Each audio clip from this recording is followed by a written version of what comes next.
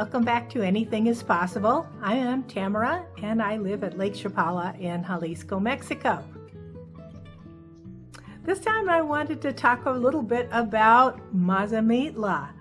I got away from the Lake Chapala area middle of April through the middle of June. Tend to be quite hot, dusty, smoky, just not my favorite time of year here. So I planned ahead this year and I reserved a cabin in Mazamitla.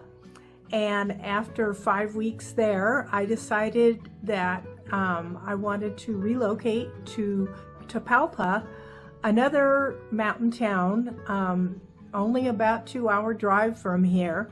Both of them are about 2 hours. Tapalpa is just a teeny bit more, but it's a really fast highway. So Tapalpa seems like it's just a breeze getting there. But I wanted to go over my first place in this episode, Mazamitla. For those of you not that familiar with it, I stayed at a really nice place, explored the town quite a lot, and did some hiking around with one of my dogs. And I am really fond of mountain towns, and I have to say it was about 10 degrees cooler there. Although after all of this, it turns out this was not a really super hot, dusty, smoky year at Lake Chapala. It got up into the 90s a couple of times, but it wasn't as bad as the year before, and there was a lot of wildfires in the mountains, so it was quite smoky the year before. So I have to emphasize that it really varies a lot year to year. So with that being said, I wanted to say that I won't be doing this again. It was very expensive. Since it was only 2 hours away, it was great because I could get home, check on the garden, pick up a few things that were difficult to find in Mazamitla, food-wise, and it was nice to be able to get home, touch base with my neighbor who was keeping an eye on the yard, and making sure that everything was doing okay. I just got kind of tired of being in a small cabin with all 6 of my animals, although one of my dogs really was not dealing with being cooped up in this small space very well, and so I brought him down and boarded him at Ajijic Dog School, and while he was there for 5 weeks, and he got training, and he's so much better on the leash now. I have to say they did a great job with him. So it was the right thing for him. So I had 5 animals with me. It just got kind of tiring for all of us to be away. So what I plan on doing in the future is I will just keep an eye on the forecasts, and when it looks like there's going to be a heat wave, I will reserve a cabin. I just will get away for a few days during the heat wave and then come back home when I can be here in the comfort of my own home and be home to take care of the garden, and maybe even leave the cats home under the care of someone that could come in and feed them and take care of them. Another thing was the experience of staying in another place depends, I found out, so much on the actual cabin or rental where you're staying. Both of mine were Airbnbs. The first one was a very hands-on guy. He had a whole staff of people, and there was several cabins in this little group of cabins that I rented. Mine was not the smallest, but it was really just a one-room cabin. It had a fireplace and a nice deck overlooking the pine trees, and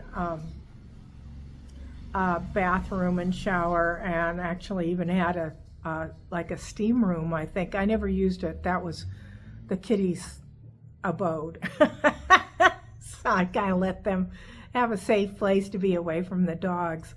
So I set that up with their food and water and litter box, and they could come out when they wanted to, which was mostly at night. So the fireplace I actually just cleared out and made into a pet bed. The dog and the cats both liked being in there, and my little cat like watching the squirrels out the window. And overall, everybody was pretty comfortable.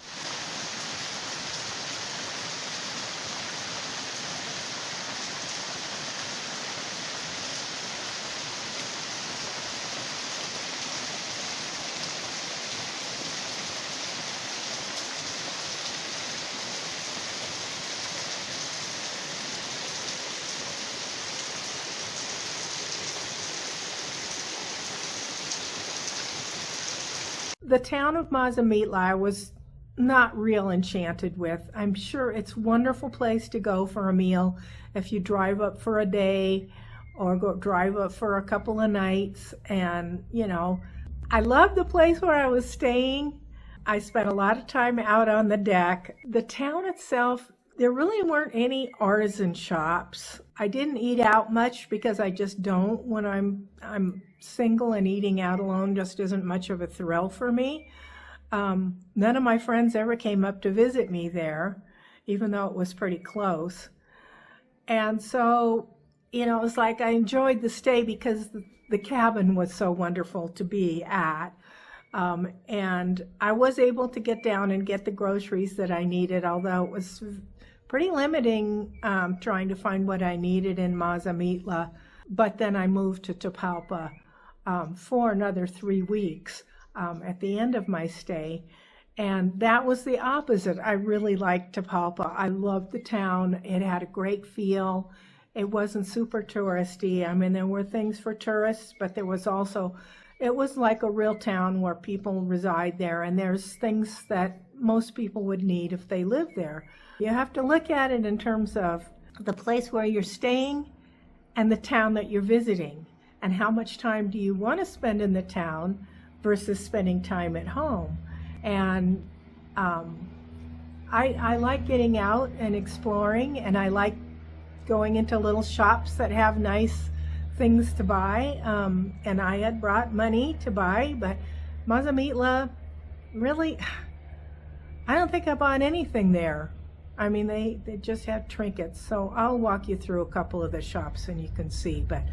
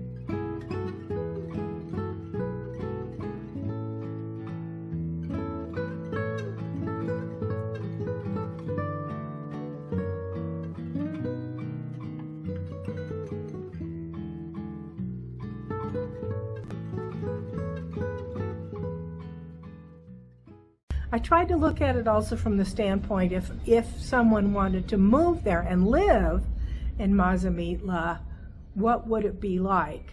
What are the resources there for actually living there rather than being a tourist? Because it's really geared towards tourists. This was my favorite tienda that was a little distance from where I was staying, but not too bad. It had a great selection of fresh fruits and vegetables, and a variety of other things, pretty much anything you might need. One thing that I really missed was different kinds of cheeses. They pretty much only had three kinds of cheese in the whole town. So I would go down and stock up on cheese when I went down to Lake Chapala. I did manage to find a few carnicerias, but they were never open. But I did find this store that had all kinds of frozen meats and fish and poultry. So that's where I usually bought my meat. Mersa is a chain grocery store, and that is located right in the center of town. I went in a few times, but I was rather disenchanted with their selection of things. It's a big store, but they tend to have a lot of their own brands, and their produce was horrible. The mercado is the inside market, has a lot of different produce and meats and poultry. And I went in there, but I was actually kind of disenchanted with that as well. I did buy some produce there. I have to say, most of the produce in Mazamitla just seemed really kind of old and beat up. And I guess we're just spoiled at Lake Chapala. Our produce is just so pristine and fresh. Um, but it um, just wasn't really that fresh. Maybe it's because it has to be trucked all the way in there and it gets banged up in the truck on the way. I don't know. But anyway, um, so the Mercado got hugely great reviews on Google Maps. And I did go in and I bought stuff there now and then. But quite honestly, that little tienda had fresher, nicer produce than I found at the Mercado.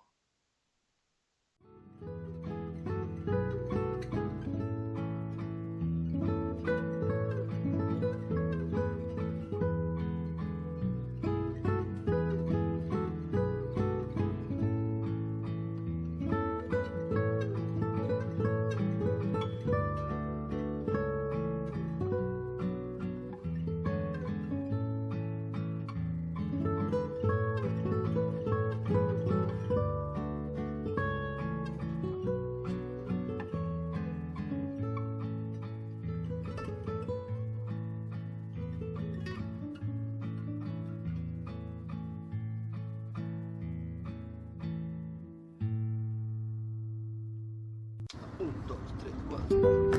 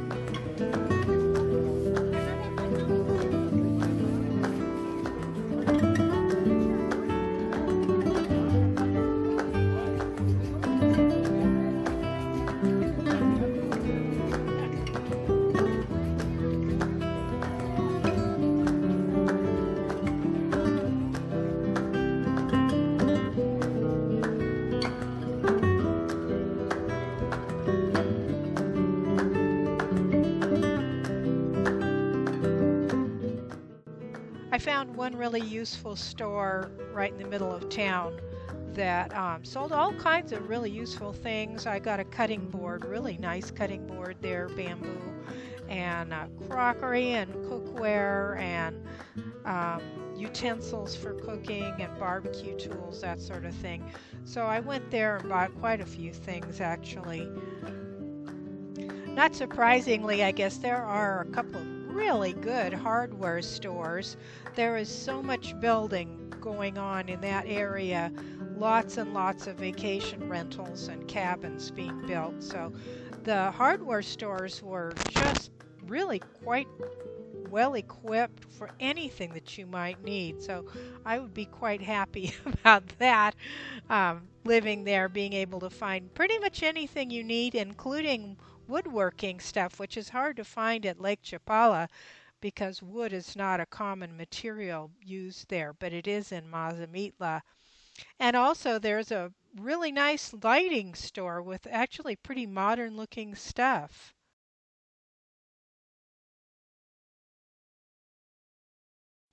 So I only ate out one meal the whole 5 weeks I was there. I really just don't enjoy sitting there by myself eating in a restaurant. So I went to this one. It's Mi Pueblito, and it was really quite good. I was just drawn in because it just looked like a really inviting place with the inner courtyard, and it was very good. The other place that's really quite well known is Aguacatlan, and I did not eat there, but the food is supposed to be absolutely superb. My friends Jill and Roy Sherling actually were in Mazamitla at the same time I was, at least for a few days, and they went to a place called Casa Magna that they said was really, really superb also.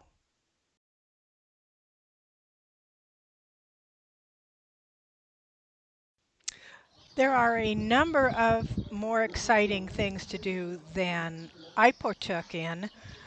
There's horseback riding to the rather famous El Salto waterfalls, or you can walk. And I walked part of the way. My hips don't do horses anymore, um, but they were beautiful horses, and I walked by them pretty much every day when I walked my dogs. And they were just sweet, and I would talk to them. And they were there for rent, and you could ride them down to the waterfalls.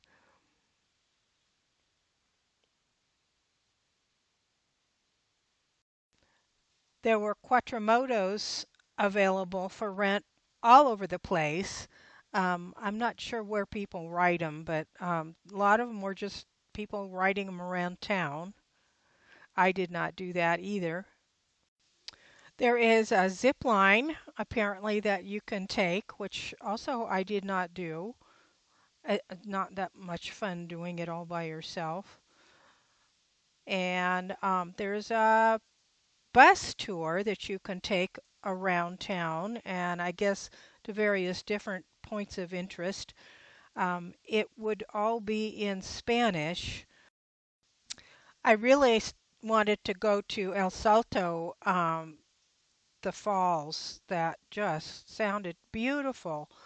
And I started walking down and made it, oh, maybe a couple of kilometers, but it was longer than that to get there, and it was steep getting down, and I knew it was going to be heavy sledding going back up again. So I decided to just turn around and come back. But it was a beautiful walk through a neighborhood with a lot of really pretty houses.